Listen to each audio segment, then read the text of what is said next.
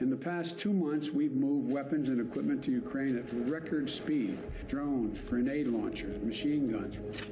We're seeing this incredible, historic flow of weapons coming into Ukraine. Do we have any sense as to where they're going? We don't know. There is really no information as to where they're going at all. You know, all this stuff goes to the border, and then kind of like something happens, it kind of like 30% maybe reaches its final destination. 30%? Are you concerned about weapons getting in the wrong hands? I don't care at all whether that happens. What sort of a unit do you command? Can't say. Okay. You know, there are like power lords, oligarchs, political players. One of the biggest targets are convoys like this transporting weapons. Вот там в мы ехали, только что въебались сюда, прямо в пост. За деревьями. А там Орлан идет. Europeans had come to believe that that project of integration had effectively meant the banishment of armed force. All of a sudden, not far from the borders of the EU, was the most significant war since World War II.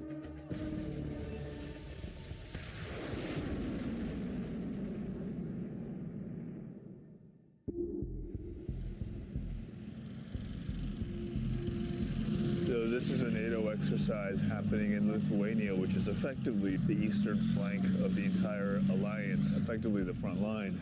And exercises like this have been happening for quite some time, but have taken on much greater urgency. Outside the borders of Ukraine, NATO countries are on alert as they strike a fragile balance between providing support to Ukraine and preventing a full-scale war between Russia and NATO. My intent for today is twofold. First, to see the successful integration of the German reinforcement troops we sent in March, based on the, of course, war in Ukraine. For me, it's absolutely clear Germany will remain committed, not only in the EFP business, but also in NATO.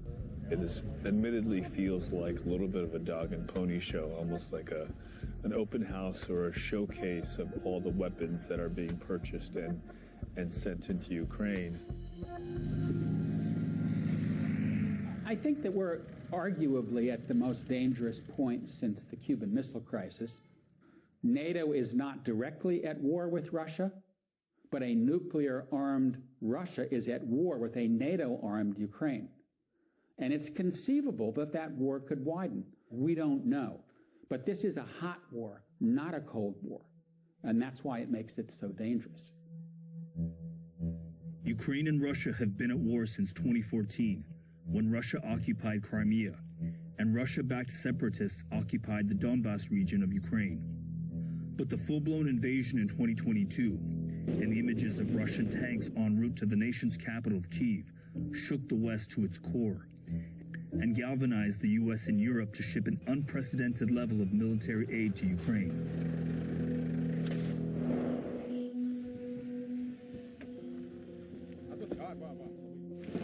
Yeah.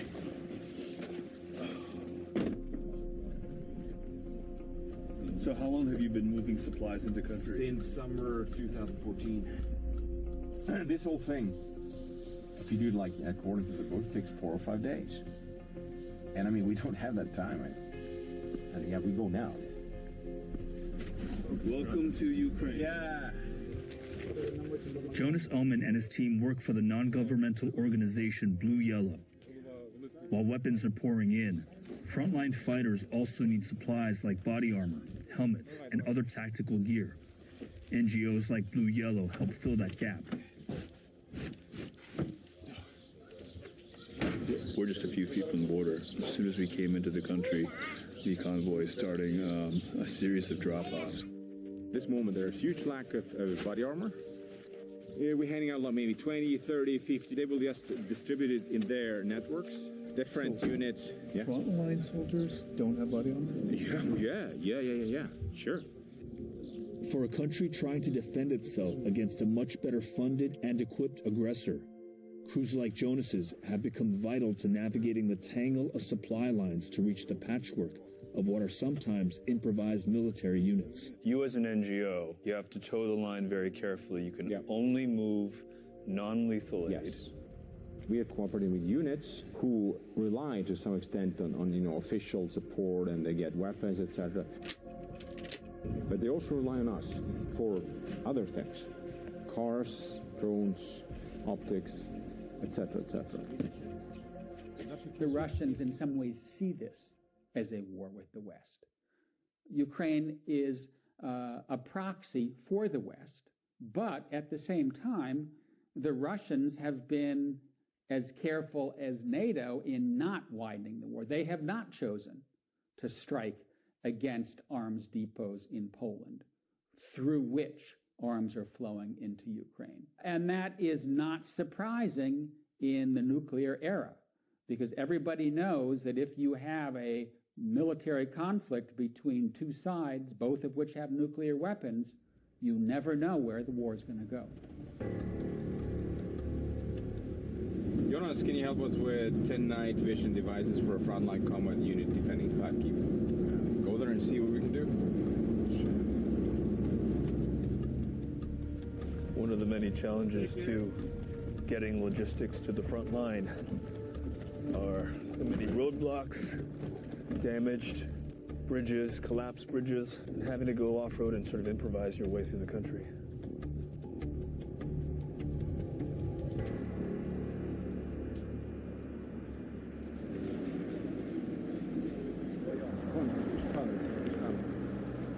Короче, вот для тебя, Стёза, что там есть. This woman, who asked that her name be withheld, is part of a network of civilian volunteers who are aiding in the war effort and act as links between groups like Jonas's and local soldiers. Коллиматоры. Да, коллиматоры давай. А планов Пикатини нету? Ну давай коллиматоры пусть ищут планки, потому что просят для ближнего боя. How critical are these supplies?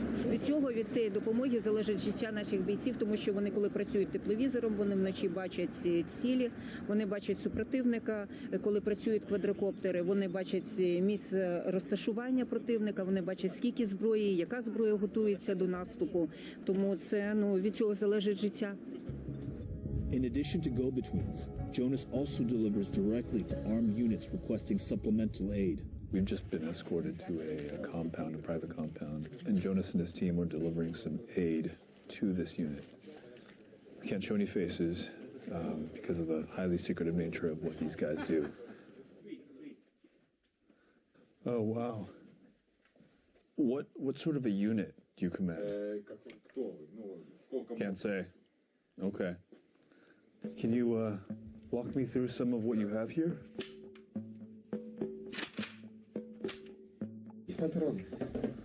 And then what do you have over here? Это такое? Это танковый боезапас. Бронежилет, РПК. Ночной работы, коллиматор одеваешь и русских оккупантов.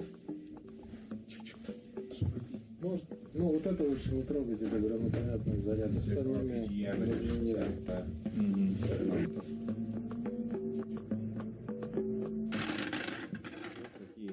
You're having to rely on groups like Jonas's to get some of the non-lethal aid? Есть форма, есть автомат, есть пушки, снаряды и так далее. Но, допустим, есть автомат. Вот к нему нужен коллиматор, прицел, к нему нужен лазерный целеуказатель. Это все блеял. In a war where essentially all able-bodied Ukrainian men under 60 join the fight, weapons and supplies are making their way to almost anyone willing and able to use them. This is a war that has tapped into a lot of emotions. And that's why you have Americans, Europeans, others who are joining the fight. Many of them are ex-military. And so you have to show a certain amount of respect for those people who are volunteering. They're putting their lives at risk to help Ukraine defend its own freedom and sovereignty. Is there a downside to this? Yes, because once you get these paramilitary units, it's a more dangerous world where governments don't have control of what's happening on the battlefield.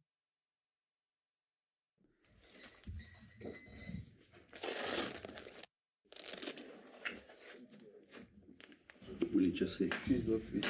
О, хлопці, давайте нажимаємо. Що на балконі должно бути нормальних людей?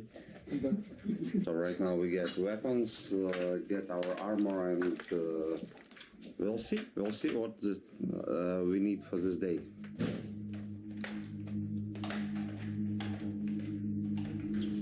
This commander, known as the Greek, and his unit of former civilian and paramilitary fighters will escort Jonas and his crew to the front line.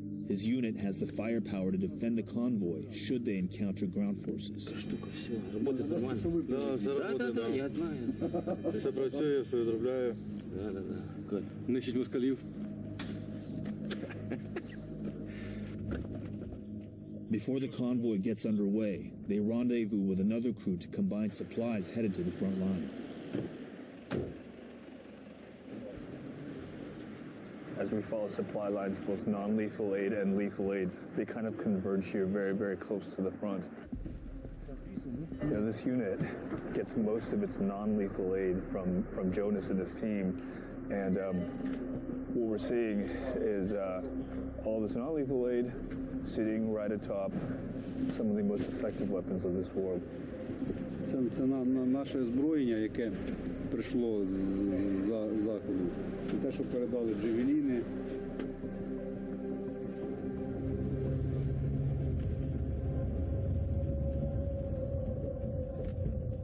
The commander of this unit told us that if they stand still for 5 minutes, even less, they will start to come under fire. They've got to keep moving at all times, and one of the biggest targets are convoys like this transporting weapons. You're straight ahead. What did you say? I said straight ahead. Це на англійському, що я в Америку з тобою їду. Свободно. These are our checkpoints now, like every half kilometer to a kilometer.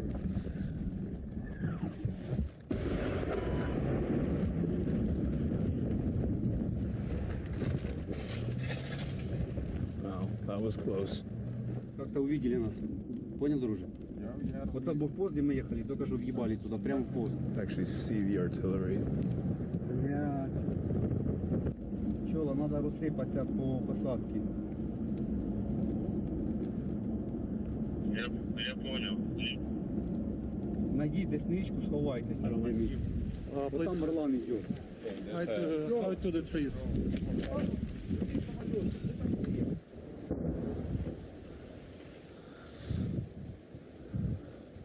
Hearing a lot of incoming and outgoing shelling.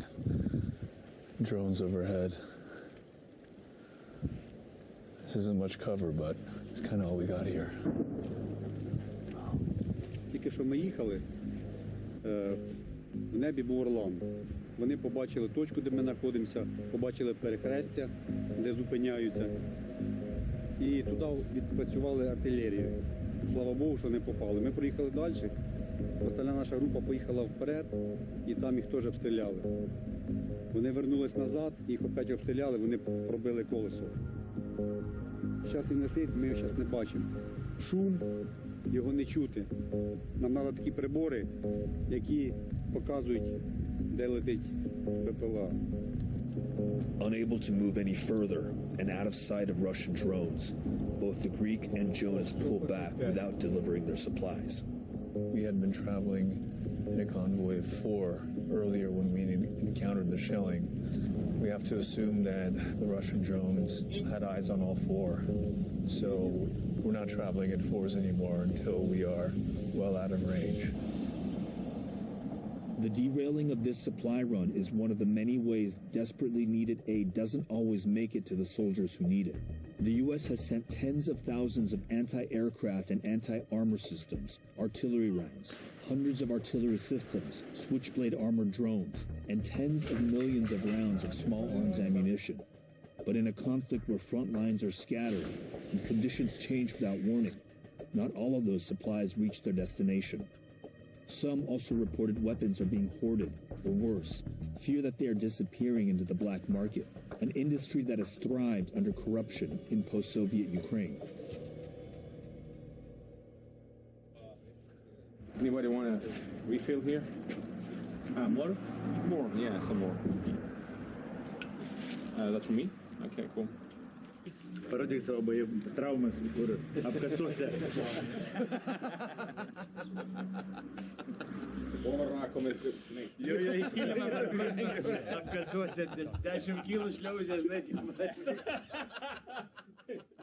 So you're cutting through bureaucracy, you're cutting through corruption. We're going around it. I mean, that's like, we are masters of, going around. And what is the corruption? Is it like playing favorites? Is it? There are like power lords, oligarchs, political players. The system itself is just we are the armed forces of Ukraine. So if the security forces want to, the Americans gave to us, so you've got to figure it out. And it's like, it's kind of like power games all day long, basically. Yeah. And so eventually people, they need the stuff or they are being used, so they go to us. We're going to see one of the elite drone teams in Ukraine. And they requested something from you? They requested a drone to the fair amount of $200,000, and we bought it for them. And there it is. I see it. Nice. It's great. Mission successfully uploaded. Modern drones have proven to be the most successful tool in breaking frontline stalemates. We have to adapt to that wind. Yes, to it. A former German soldier who asked to stay anonymous is instructing the unit. How transformational have drones been for Ukraine? Already it was clear in 2015 that it's going to be drone war. Meaning not like the Reaper level, drone war, drones, yeah. but tactical drones for all kinds of purposes. I think I lost count how many drones we were putting here. Yeah. Anti-drone kit. Taking down drones very, very far away. So use it as a defense against drones. That is a serious looking jammer.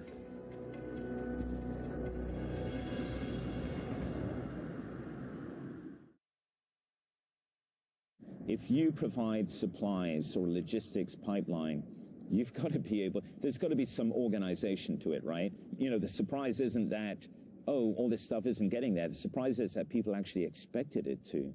We're here in the evacuation. Andy Milburn is a U.S. Marine veteran. Unsatisfied with what he felt was a too hands-off approach from the U.S., he made his way to Kyiv after the invasion to train frontline soldiers. I can tell you, unarguably, that on the frontline units, these things are not getting there, all right? Drones, switchblades, IFACs, they're not, all right? Body armor, helmets, you name it. Is it safe to characterize this as a little bit of a black hole?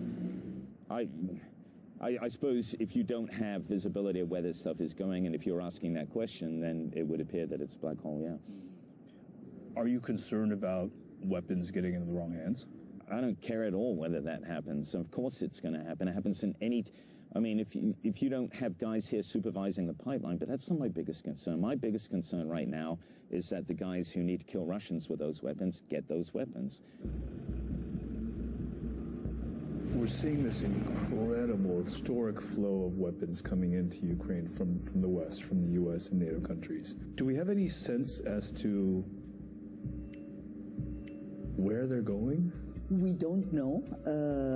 There is really no information as to where they're going at all. What is more worrying is that at least some of the countries that are sending weapons do not seem to think that it is their responsibility to put in place and stability, to put in place a very robust oversight mechanism to ensure that they know how they're being used today, but also how they might and will be used tomorrow. Is it appropriate for us to be asking these questions in a state of emergency? You have a country that has been invaded by a larger neighboring force. Whatever it takes to survive seems to be the name of the game. It's not just that it is appropriate to ask this question, it is absolutely necessary to ask these questions, because if we look back, we have so many different examples in Afghanistan and Libya, Iraq, and the situations where weapons that are meant for one purpose at a particular time end up going elsewhere, being used for other purposes. When ISIS took over Mosul in 2014, they came into possession of large amounts of new sophisticated weapons that U.S. forces had left for the Iraqi forces. But, Iraqi forces lost control of the city, ran away, and all that fell into the hands of ISIS. During a Department of Defense briefing in July 2022, a senior military official said that the U.S. is not tracking weapons, but are confident military aid is being used to combat Russian forces. And on July 19th, it was reported that Ukraine created a temporary special commission to track the flow of weapons into the country. I would call it incoherent policy, all right? If the United States policy is to support Ukraine in the defense of its country against the Russian Federation, you can't go halfway with that. You see what I'm saying?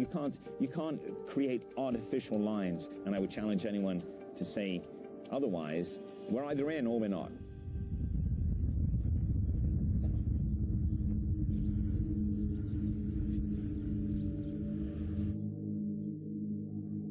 We're now in the heart of the Donbass region, which is the most heavily contested part of Ukraine. And following the convoy here is particularly unnerving because they've been asking for anti-drone equipment, which tells you that there are drones in the sky.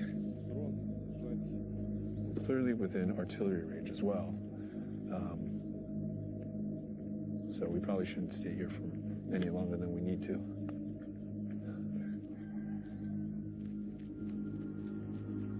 We are in the middle of nowhere. This is just Donbass. Who the f does such a thing? It's just, it makes no sense whatsoever. One of the big questions moving forward is, will there be a long... One of the big questions moving forward is, will there be a long-running Ukrainian insurgency in areas held by the Russians? And I think the answer to that is probably yes. But it depends what territories the Russians hold, how many of the Ukrainians that are in those territories stay, what territories the Russians hold, how many of the Ukrainians that are in those territories stay, but you could still see partisans, Ukrainian units of one sort or another infiltrating across the border into Russia-occupied territories to make any continuing Russian occupation costly and bloody. As we fuel Ukraine with so much of this, isn't there a danger that we're just creating the next insurgency, the next failed state? That's one of the reasons we have to win the war. I mean, if we lose the war, if we have this kind of gray zone, semi-failed state,